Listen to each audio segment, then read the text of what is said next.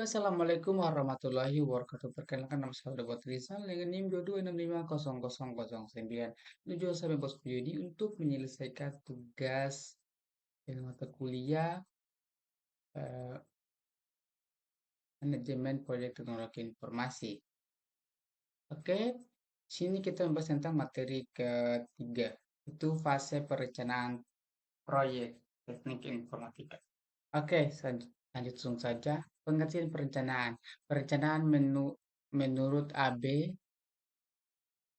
pada tahun 2001 dalam over Overhead tahun 2019 adalah susunan atau rumusan sistematik mengenai langkah-langkah tindakan yang akan dilakukan di masa depan dengan didasarkan pada pertimbangan-pertimbangan yang seksama atas potensi atau faktor-faktor eksternal dan pihak-pihak yang berkepentingan dalam rangka mencapai suatu tujuan tertentu. Sorry.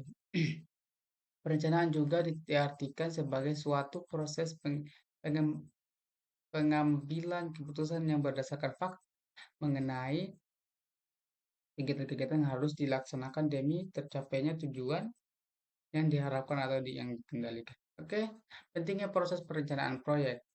Sebelum memulai proyek apapun, ada tahapan perencanaannya, itu proses penetraan cakupan jadwal waktu, sumber daya, dan semua yang harus ada Anda ketahui agar proyek tersebut menjadi sukses. Oke, selanjutnya inilah fungsi perencanaan proyek. Pertama, sarana komunikasi bagi seluruh pihak terkait. Kedua, merupakan dasar dalam pengalokasian sumber daya. Ketiga, merupakan teknik tolak ukur. Sorry, ketiga itu merupakan tolak ukur di dalam pengendalian. Selanjutnya, tahap perencanaan proyek. Ini ada merupakan 6 tahap. Tahap pertama, penerapan tujuan. Tahap kedua, urutan kerja. Tahap ketiga, perencanaan organisasi proyek. Tahap keempat adalah kegiatan. Dan tahap kelima, perencanaan anggaran dan sumber daya. Dan tahap terakhir yaitu ramalan performansi penyelesaian proyek.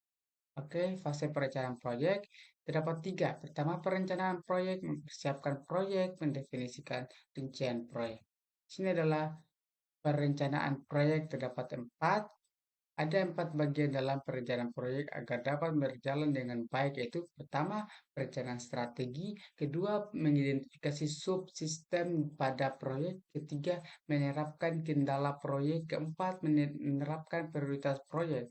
Pada pertama, perencanaan strategi, contoh seperti dua, selanjutnya mengidentifikasi subproyek. C. Menerapkan kendali proyek. D. Menerapkan prioritas proyek. Terdapat dua. Oke. Kedua, mempersiapkan proyek. Mempersiapkan proyek di sini yaitu menentukan anggota tim. Di sini terdapat tiga. Pertama, konsultan personal. Kedua, personil perusahaan sendiri. Ketiga, gabungan konsultan dengan personil perusahaan sendiri. Menggunakan jasa konsultan memiliki kelebihan dan kekurangan bisa dilihat, dan menggunakan